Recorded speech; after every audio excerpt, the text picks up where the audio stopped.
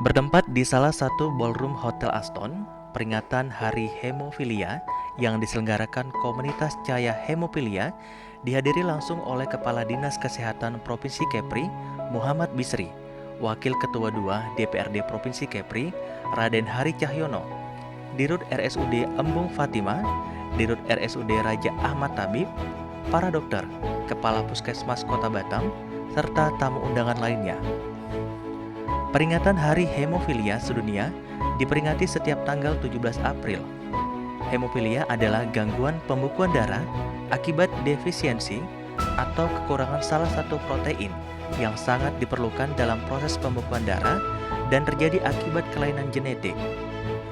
Hemofilia bukan disebabkan oleh virus, penyakit menular, kutukan, tetapi terjadi karena kerusakan faktor pembekuan darah. Komunitas hemofilia adalah sebagai wadah tempat di mana berkumpulnya para penderita dan orang tua, di mana mereka membutuhkan edukasi, sarana, maksudnya bagaimana mereka mendapatkan pelayanan pengobatan, di mana dokternya, di mana apanya. Seperti itu. Kegiatan hari ini dalam rangka setiap tanggal 17 April Hari Hemofilia Sedunia, di mana tiap-tiap tahunnya jatuh pada tanggal 17. Jadi di sini kita ikut merayakannya juga, bukan merayakannya, maksudnya kita memperingati Hari Hemofilia Sedunia, bahwasannya ada loh di tengah-tengah masyarakat, khususnya Batam, umumnya Kepri, ada penderita hemofilia di tengah-tengah kita. Ya kita bukan minta dikhususkannya, tapi setidaknya dipermudah dan kerjasama dengan instansi-instansi terkait. Kita ini ibarat di atas kaki meja, 4 pilar di atas meja, di mana salah satunya adalah BPJS, tidak lepas dari pemerintah, pihak rumah sakit, farmasi, dan organisasi. Darah pada seorang penderita hemofilia tidak dapat membeku dengan sendirinya secara normal. Proses pembekuan darah pada seorang penderita hemofilia tidak secepat orang lain yang normal. Dalam artian, akan lebih banyak membutuhkan waktu untuk proses pembekuan darah. Bagi pasien hemofilia, pengobatan dan perawatan harus dilakukan seumur hidup. Jadi hemofilia ini merupakan penyakit keturunan ya, yang mana anak dengan hemofilia akan cenderung mengalami perdarahan yang disebabkan karena kekurangan faktor pembekuan. Nah, hemofilia ini ada dua, ada hemofilia A, dia kekurangan faktor 8, dan hemofilia B, dia kekurangan faktor 9.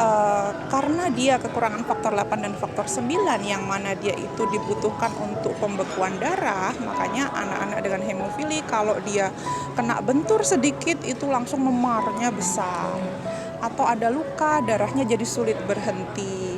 Kemudian anak-anak yang sedang masa pertumbuhan, yang latihan berjalan, itu loh, kok kakinya memar-memar, suka biru, suka benjol kalau jatuh sedikit.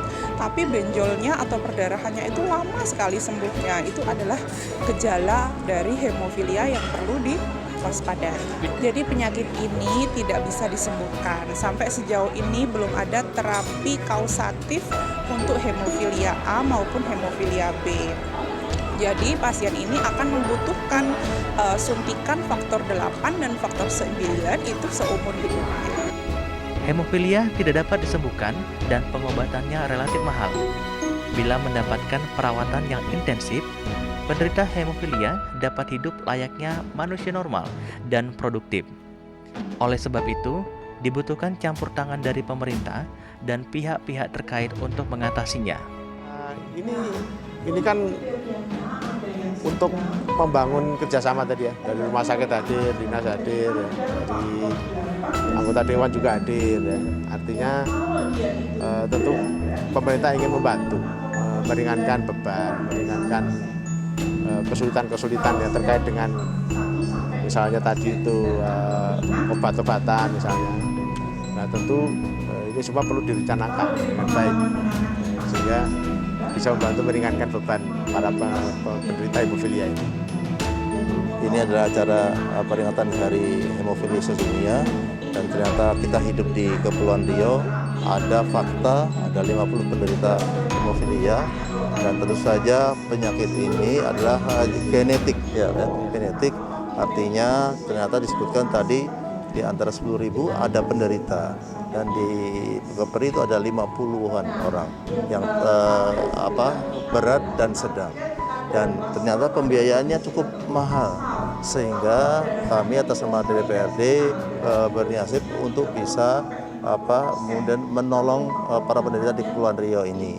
Tentu saja apa yang kami lakukan atas nama DPRD, tentu saja nanti ketika ada kebijakan anggaran-anggaran bekerja sama dengan Dinas Kesehatan Kepri.